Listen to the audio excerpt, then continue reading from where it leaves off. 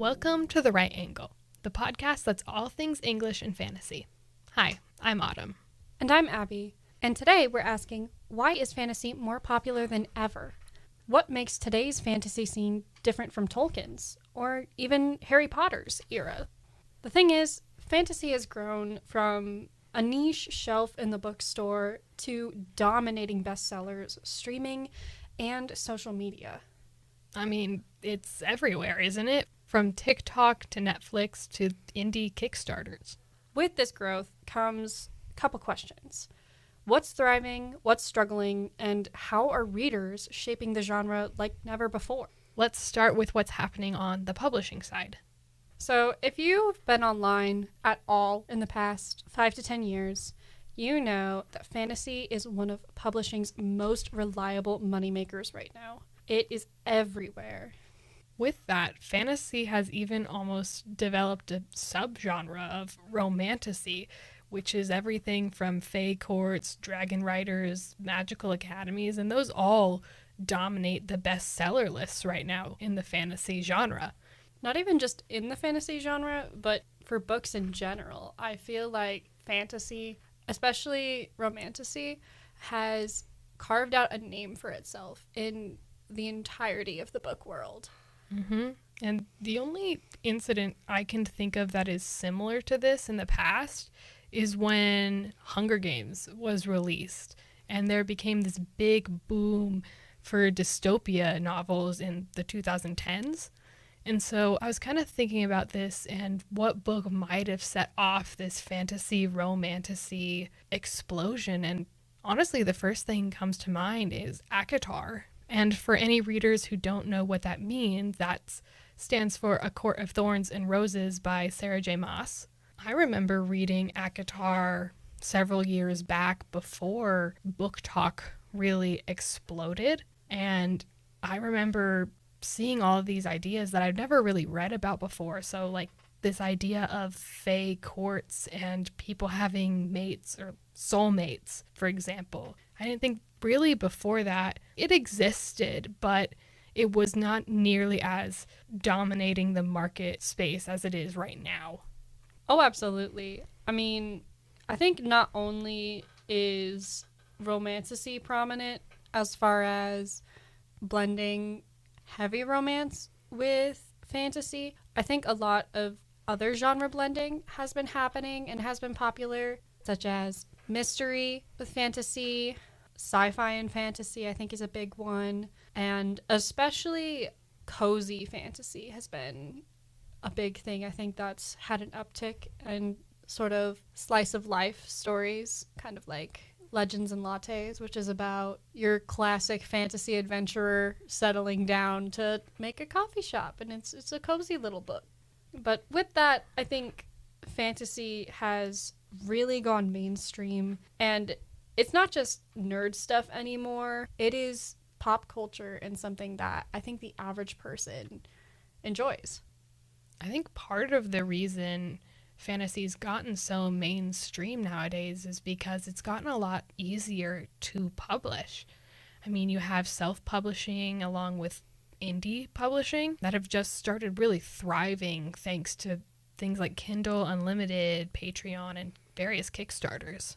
And just to clarify for anyone who might be unfamiliar what traditional publishing versus non-traditional publishing means, so when an author wants to take their book down the traditional publishing route, they basically are pitching their book to these various big corporations of publishing companies, so like Penguin, Random House, Tor Books, Orbit Books. And those companies, what they'll do is they'll essentially buy that book from the author and say, hey, I will pay you to let me print your book. And that's usually how the conversation goes.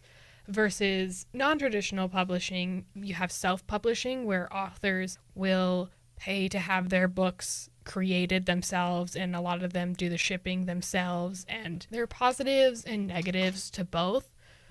One of those being with self-publishing is you get to keep all of the money that you make from the books yourself. It doesn't go anywhere else, but it is a lot harder to get your books out there when you're self-publishing initially. versus traditional publishing, where you might not get as much money because the publishing company is going to take some of that income from your books being sold. But publishing companies usually have an in with bookstores already, and so they're able to get them on shelves quicker and more immediate. We won't go super in-depth to the history of fantasy publishing, but just know that in the past, it was dominated by traditional publishing, by those big publishing houses, and I'm not going to say it was impossible to get an indie fantasy book off the ground, but it was nowhere near as doable as it is in today's market. And a lot of that is thanks to a couple things.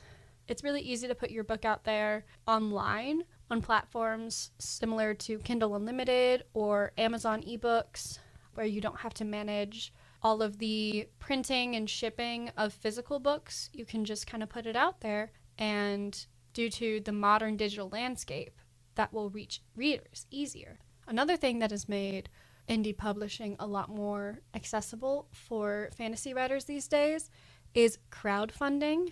And if you don't know what that is, that's basically where a creative person or team proposes a project, and fans, existing fans of that, or maybe new fans of whatever that project may be, will give money in return for maybe merch or a promise of getting the first edition of that book.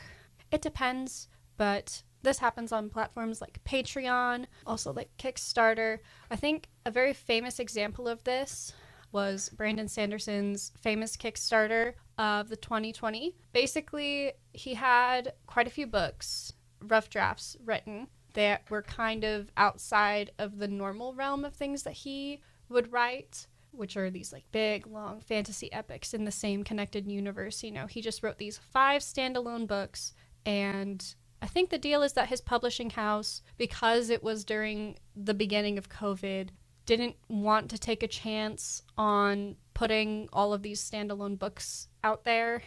I don't quite remember all the details, but to be able to publish these 5 books, he needed another source of funding. So he created a Kickstarter.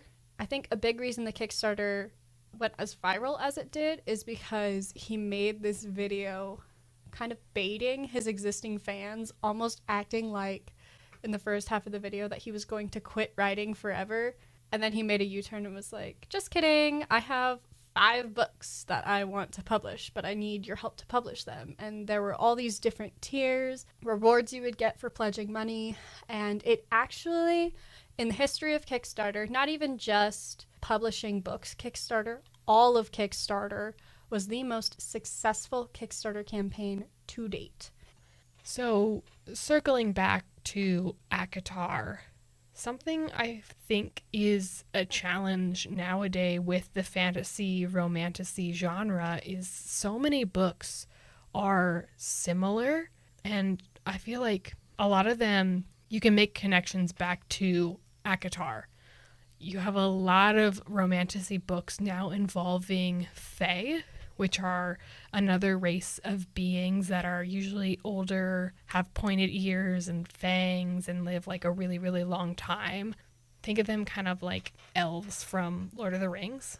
Another thing that is really, really common is this idea that also comes from ACOTAR of mates. So it's essentially the soulmates trope, but a little bit more, I want to say almost animalistic, which I know is not sometimes the greatest imagery, but I think part of that just comes with the people who are mates tend to be like so much in love that they're like territorial of each other and they don't want anyone else around them because they're just so much in love. And I think we're seeing that more and more, not necessarily in the same term as mates, but in the same concept. Although I have read books who will just straight up use the same term because it's easy, because nowadays people who are reading these books understand what that means. And so a lot of people reuse other people's ideas, not necessarily because they're quote unquote stealing from them, but more so because they know the reader understands what that means now because they've seen it so many other places within the genre. Another thing that also has become really, really big in the fantasy genre is dragons. And I think that's been true since basically the creation of fantasy, because I think we as human beings are obsessed with dragons, especially when it comes to fantasy. And I think we almost link those two ideas together. I know if I were to ask my dad what he thinks the fantasy genre is, I think one of the first things that'll come to his mind is dragons. One of the big examples that immediately comes to mind of popular romantasy books nowadays with dragons is Fourth Wing, but that's not the only example. There are hundreds of books that bring up dragons and honestly dragon writing now that it's become so popular with Fourth Wing. And while Fourth Wing didn't create that concept, it did popularize it. And I think one of the hardest things about the genre now, with all of these similar ideas and similar books, it makes finding the author who originally came up with the ideas and concepts significantly harder to spot because so many books are coming out similar. I remember a couple weeks ago, I was going to Barnes & Noble to look into the fantasy genre, and I'd pull books off the shelf and I'd read the back cover description, and I just think to myself, I've read this book before. While, in fact, I hadn't read that book before, the plot was so similar and the ideas were so similar to something else I've read before that I already basically knew what was going to happen in the book, because people are so stuck on these certain trends right now and of keeping these same ideas just because they are so popular and publishers know that they're going to sell. I think this is really similar to what happened with the Hunger Games back in the 2010s. Because it was so popular, immediately afterwards, publishing houses were looking for something that would hit the same. And obviously that's why things like Divergent, The Uglies, all of those 2010s dystopias came out. Some were good, some were less than good. A lot of them were just blatant copies. And I think that that's what's happening, especially now in this current fantasy publishing landscape, because ACOTAR got popular, because Fourth Wing got popular. So many other books are being published that honestly sort of feel like blatant ripoffs. I think even The Hunger Games is being pulled as far as influences go. I see a lot on book blurbs now where the book description refers to other books to try and sell. Oh, it's like ACOTAR mixed with Hunger Games. Oh, it's like Fourth Wing meets this. But on top of this, because publishers are looking for the same hit that these popular books have, they tend to not take chances on mid-list authors. They tend to try and stick to the New York Times bestsellers. They're big hitters. And because of that, the discrepancy between the big authors and the small authors keeps growing larger. And I think that's another reason why a lot of people are going indie, because they don't have to rely on an agent or a publisher taking a chance on their book. They can just go with it. But the reason why the traditional publishing landscape is the way it is today has kind of been the elephant in the room. It's BookTok. So what do we mean when we say BookTok? We've referred to it a couple times previously, and we're going to keep talking about it because it has such an influential role on the fantasy market today. So what is BookTok? BookTok is a term for a subsection of TikTok videos. TikTok is a social media platform that produces short form content, so videos under a minute.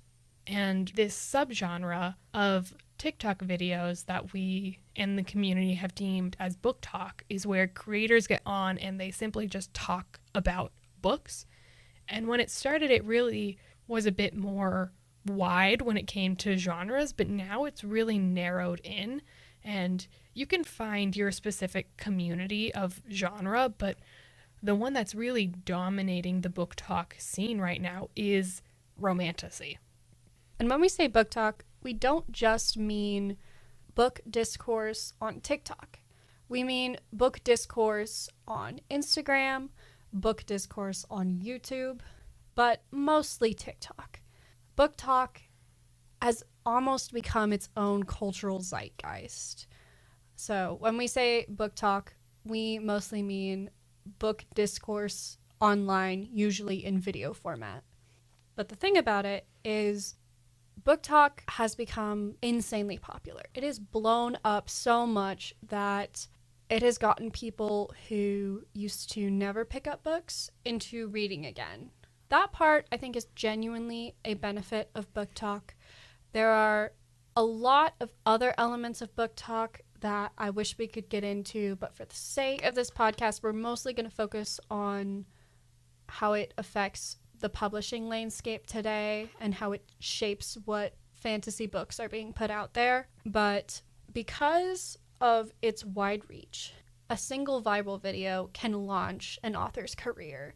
It has often brought back books from years before book talk was a thing and repopularized them. A lot of people who are kind of new to the fantasy scene assume that ACOTAR was written because of book talk or for book talk, but it actually was written several years before book talk became popular. It was published all the way back in 2015, which was before TikTok even existed. The thing about books becoming viral is often what happens is a book will go viral before it's even a book, when it's just in the idea stage, or when it's just in the draft stage, or maybe it hasn't even been drafted yet and it's just an idea. One example of this is something I actually read really recently, and it's For Whom the Bell Tolls by J.C. Lynn. And her book actually started out as a skit on TikTok, a comedy skit, that because of its popularity, she decided to turn into a book, which is not something I'd seen before, but I think we're going to start seeing more and more of that.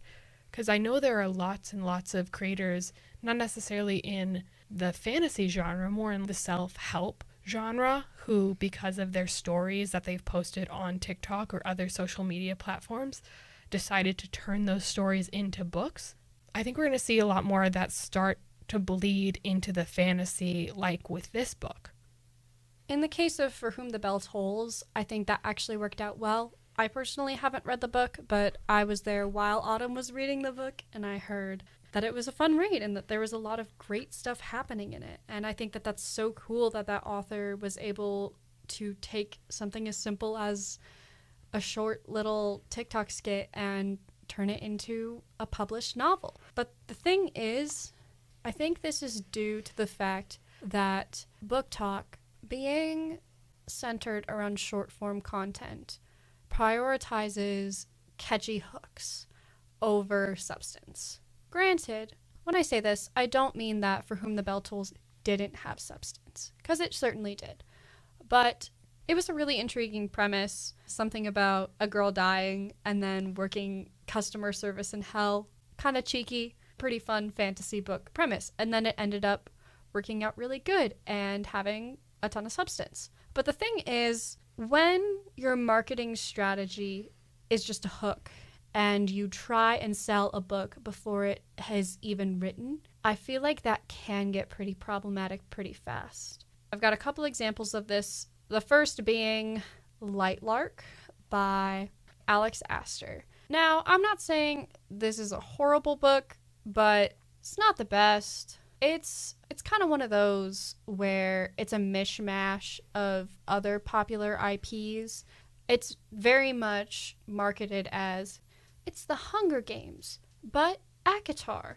To each their own. If that's interesting to you, that's interesting to you. That's okay. But the thing is, Alex Astor was able to get this book published because she started marketing it before it was even written on TikTok, and it became popular through TikTok. And granted, I'm pretty sure this book made it to the New York Times bestseller list, so good for Alex Astor. That's really cool that she was able to do that. But another example I have that isn't as successful, and that's more recent and ongoing, is The Age of Scorpius. Now, this author had been hyping her book up on TikTok for months and months and months. And granted, this was an indie published book, and she had a small team working with her. But the thing is, the writer, Audra Winter, promoted her book on TikTok very, very heavily. And she had a very big following because people were interested in this book that she was working on that had really heavy world building, and it was a zodiac sign based magic system. I mean, that sounds pretty cool, right? The thing is, she does a Kickstarter campaign too. And then when her book comes out, people get it. And it is got glaring consistency issues. It has typos. It's clearly been rushed out. It could have used a couple more drafts. But the thing is, I think a lot of that is due to her TikTok audience directly being involved with the process of writing this book and with the process of being involved in the marketing very, very heavily before this book was even written, before the first draft was even written. While it's a cool thing that it can blow books up, I also think it lends itself to flashier premises that may not end up being developed as well. And it may leave some more developed but less flashy on the surface books to be kind of cast aside with that mid-tier group of authors that I mentioned before. I think it also just has such a huge hold on the publishing industry in general because publishers are seeing the books that are doing well on BookTok. They're seeing the ones that are constantly getting talked about and posted, and they're going out of their way to find other books like those books so they can put them out on BookTok. There are even sections in bookstores that are based solely on BookTok books. I know walking into Barnes & Noble's, you'll usually find a table sitting out full of BookTok books. If you go online on Barnes & Noble, you'll find a whole section that is just BookTok books because it has become so popular format to talk about books with other people, which is great in theory, but the way it's going about it now is that certain books just absolutely dominate the BookTok field, and they're the ones that are getting talked about over and over and over again until something like that book, but in a slightly different format, replace it.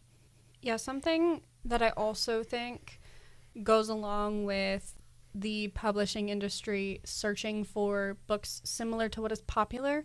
They search for books containing tropes similar to what is popular.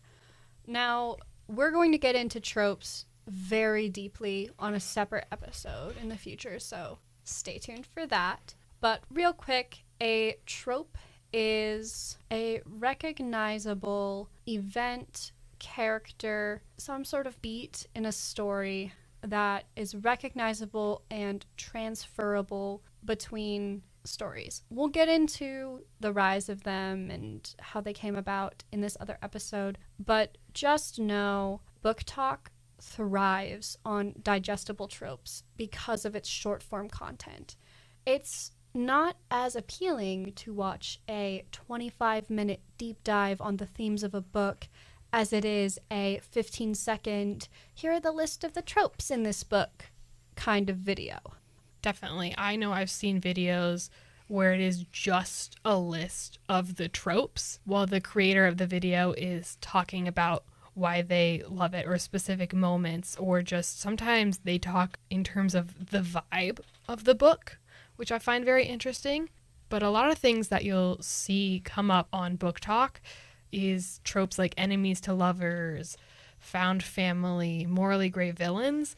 And one thing that is become almost sort of a rank system, like how you would rank a book 3 out of 5 stars, is what we call spice. When we're talking about spice in a book, we're referring to sexual content. But on apps like TikTok, that kind of language isn't usually allowed. So the BookTok community has created their own way to talk about it to avoid the censors, and they call it spice, and they usually have a spice level for a book in terms of like peppers, so like 3 out of 5 peppers in terms of the spice ranking. I see where everyone's coming from for this, but sometimes I will see a book stripped down to just how much spice is in it. And sometimes I'll even see people flat out refusing to read a book because it is under 4 peppers or whatever. I saw someone genuinely ask what the spice level in Great Expectations by Charles Dickens was, and I had to put my phone down. But I think that goes along with not only are books being kind of reduced to these tropes or to their spice level on TikTok, I think that has also led to the creation of books specifically to fill these certain tropes and perhaps to also fill a certain spice rating. I think that kind of goes into what Autumn mentioned earlier about browsing the bookstore and reading the descriptions on the back and feeling that she's read everything before and that it's all kind of samey. I think it's because there are all these popular tropes that publishers want to play it safe and include. I think especially right now, a big one is enemies to lovers. I do have a hot take though. I'm not saying enemies to lovers is bad. It can be really good if done well. It can be really enjoyable. If you market it as enemies to lovers, isn't that a spoiler? You know, I suppose. But also, there are a lot of times people market these tropes and they're actually not fulfilling the tropes. So I've seen people make commentary on the fact that some book was marketed as enemies to lovers, but in the beginning, the two characters aren't actually enemies. They just don't really know each other. So it's more like strangers to lovers, which is most romances. Enemies to lovers, but it's actually just a normal relationship. Yeah, with just a little bit more violence, I suppose. I think we've spent a lot of this time kind of almost being a little bit negative towards book talk. We've talked about some of the positives, but I think we should focus a little bit more on what has book talk done for the fantasy, romantasy genre as a whole? What benefits does it have? I think even though on the surface it has a lot of those samey, copy-paste, corporate romantasy books that have been churned out, I think that those have almost been a great starting point for a lot of people. I mean, yes, some people may pick up an ACOTAR knockoff, read it, like it, then read ACOTAR, read it, like it, and then read Robert Jordan, read it, like it, and then just go from there and experience the fullness that is fantasy and speculative fiction. And the thing is, too, this also gives smaller authors way more of a chance than traditional publishing would normally give them, especially those who really want to join the indie publishing world. Marketing yourself has never been easier than just picking up your phone and making a fun little video about what your book's about. We've talked about fantasy and romantasy and how it looks today a lot. Today it's bigger, louder, and more diverse than ever. The thing is, there are a lot more ways to get your book published and out there today in the fantasy landscape than there once was. There are really cool subgenres such as romantasy, sci-fi fantasy, cozy fantasy, and really passionate people surrounding them.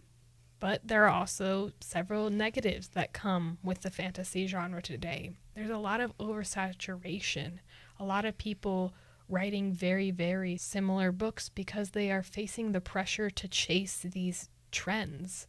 Sometimes that causes the quality of the book to take a turn in order to produce these trendy books faster. But the thing is, the heart of fantasy still remains. The escape, the wonder, the limitless creativity, and ultimately the reflection of our own world that this wonderful genre is. From our own personal experience, Abby and I have been greatly influenced and touched by the fantasy genre. It has definitely influenced what we like to read, what we like to write, but also us as people today. We definitely would not be where we are without it. And though the publishing and fan base landscape has its problems. I'm very happy to be a part of it, and I'm very happy that hopefully someday soon we'll be able to make our own mark in the publishing world. Well, that's it from the right angle, where we know the real magic isn't just in the story, it's in those who write it too. Until next time, write boldly, read unapologetically, And stay weird.